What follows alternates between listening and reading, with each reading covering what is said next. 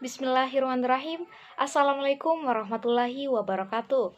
Puji syukur kehadirat Allah Subhanahu wa Ta'ala yang telah memberikan nikmat yang begitu luar biasa untuk kita semua, dan tidak lupa juga salawat dan salam kepada Nabi besar kita, Nabi Muhammad SAW.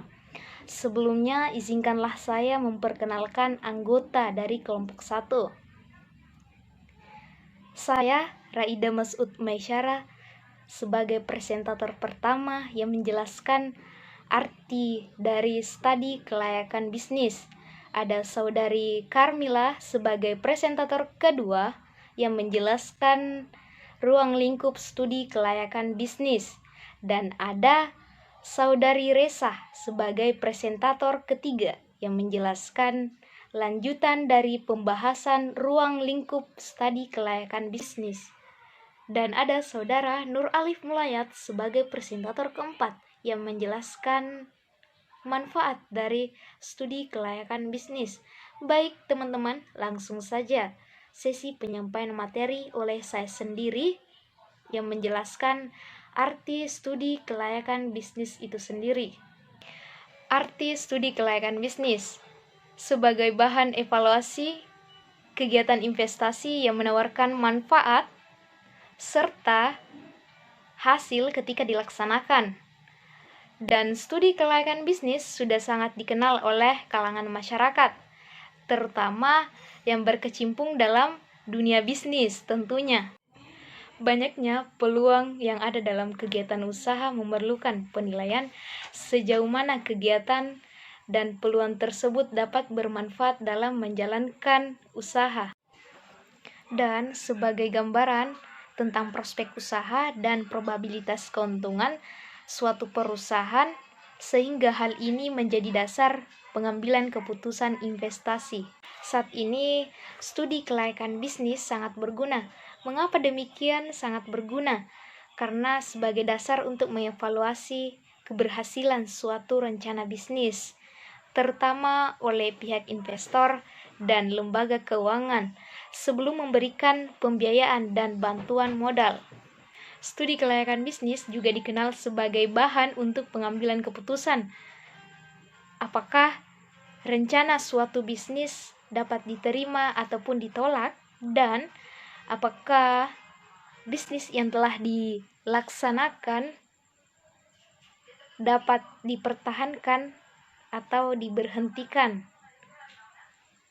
Baiklah, itulah penjelasan dari saya mengenai arti studi kelayakan bisnis. Selanjutnya, saya mempersilahkan kepada presentator kedua, saudari Karmila, menjelaskan ruang lingkup studi kelayakan bisnis. Kami persilahkan. Assalamualaikum warahmatullahi wabarakatuh. Perkenalkan, nama saya Karmila, Prodi Pariwisata. Baiklah, saya akan menjelaskan tentang ruang lingkup studi kelayakan bisnis. Studi kelayakan bisnis terbagi beberapa bagian. Yang pertama, manajemen pemasaran. Manajemen pemasaran merupakan alat analisis, perencanaan, penerapan, dan pengendalian program yang dirancang untuk menciptakan, membangun, dan mempertahankan pertukaran yang menguntungkan dengan target pasar dengan tujuan utama perusahaan yaitu memperoleh laba. Fungsi manajemen pemasaran: yang pertama, melakukan riset terhadap konsumen. Yang kedua, melakukan distribusi barang atau produk. Ketiga, memberikan layanan atau servis kepada pelanggan. Yang keempat, menetapkan harga. Kedua, manajemen operasional.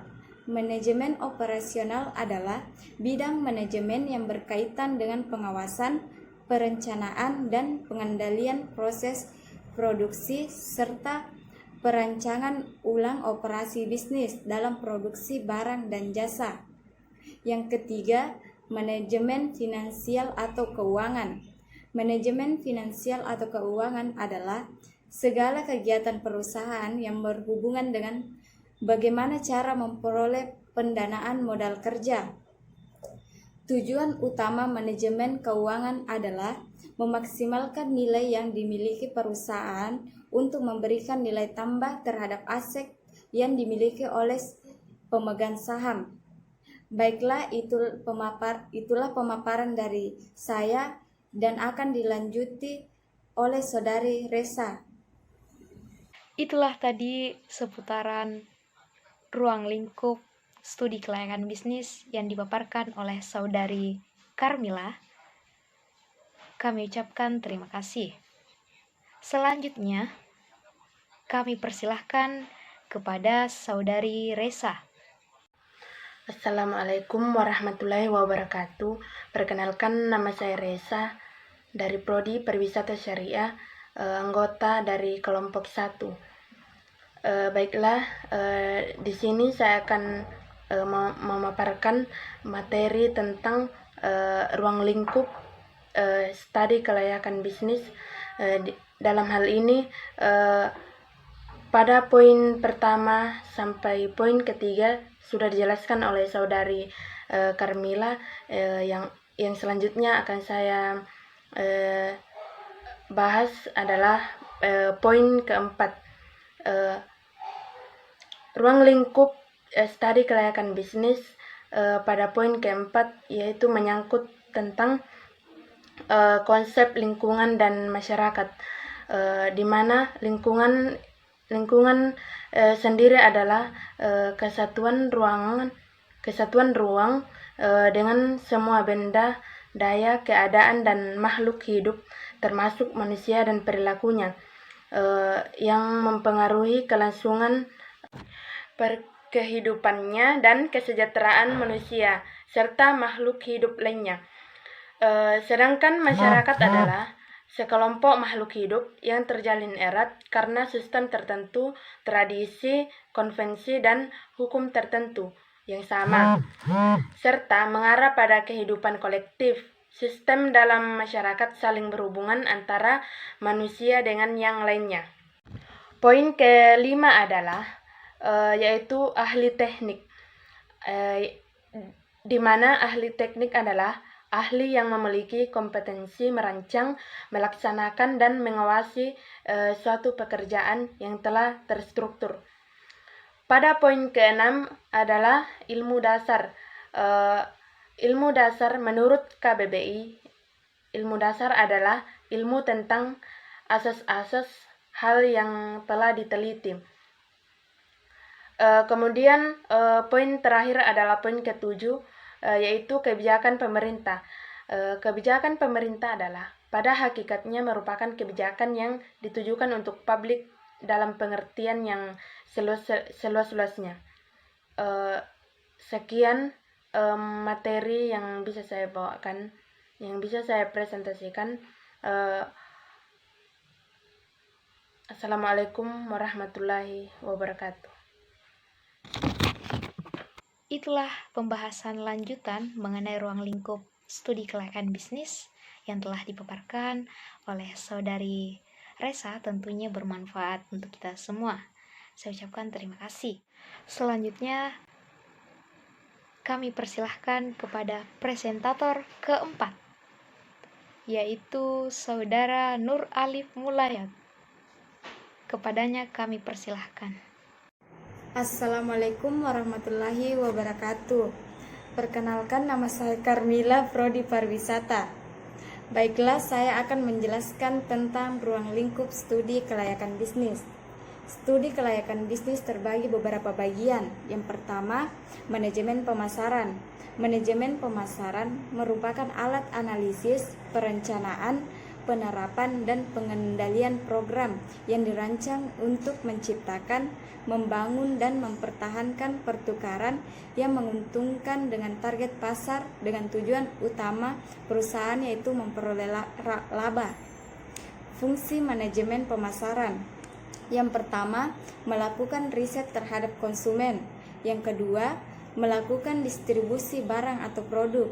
Ketiga, memberikan layanan atau servis kepada pelanggan. Yang keempat, menetapkan harga. Kedua, manajemen operasional.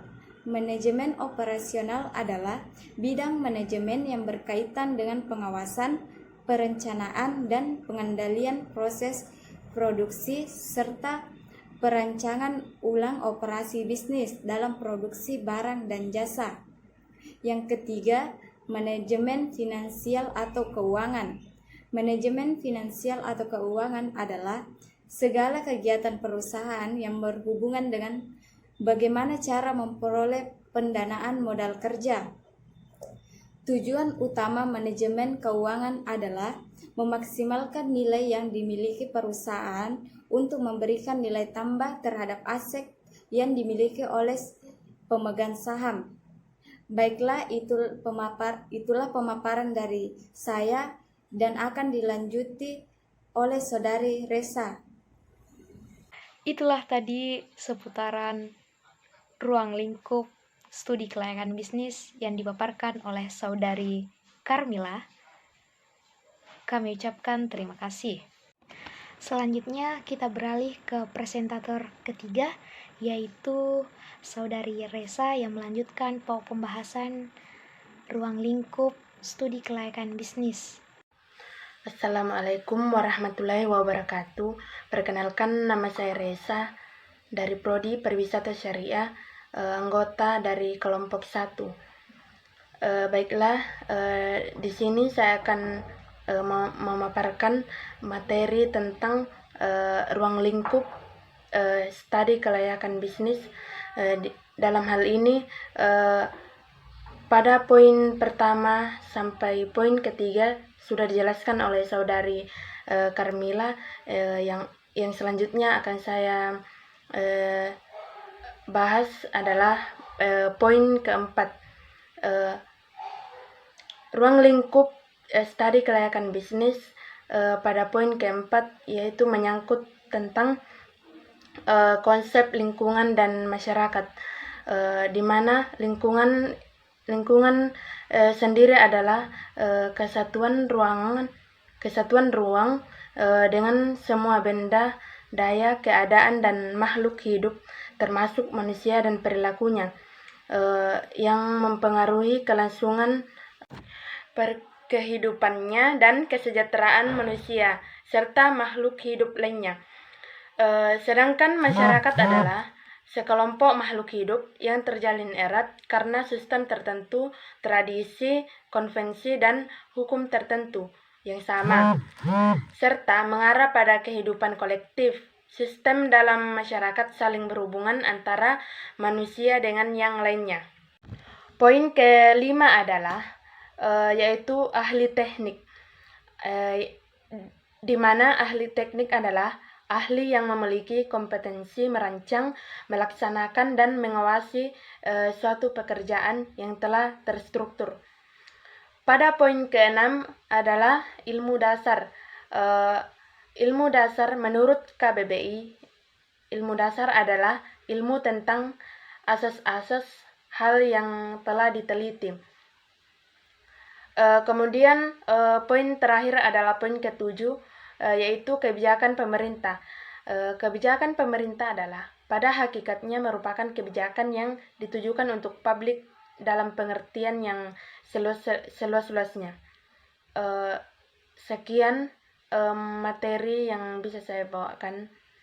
Itulah pembahasan lanjutan mengenai ruang lingkup studi kelayakan bisnis yang telah dipaparkan oleh Saudari Resa, tentunya bermanfaat untuk kita semua. Saya ucapkan terima kasih.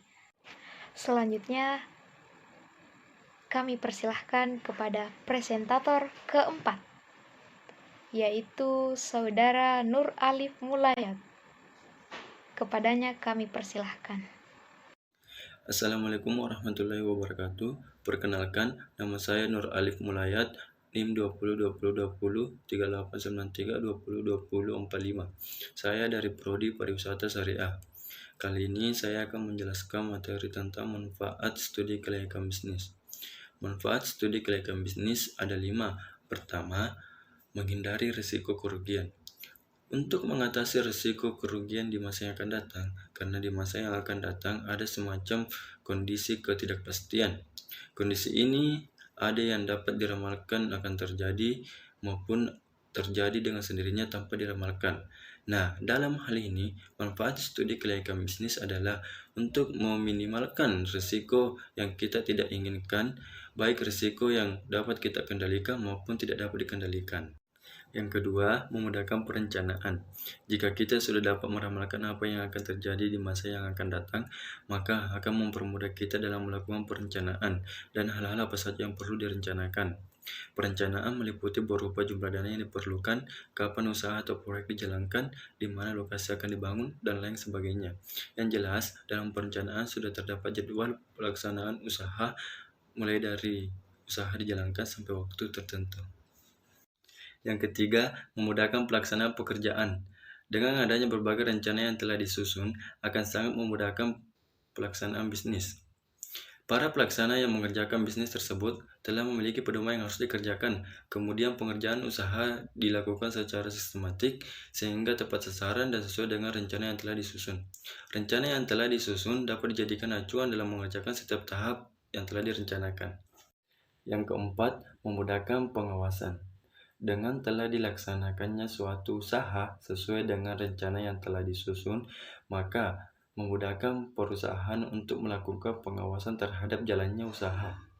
Pengawasan ini dilakukan agar pelaksanaan usaha tidak melenceng dari rencana yang telah disusun.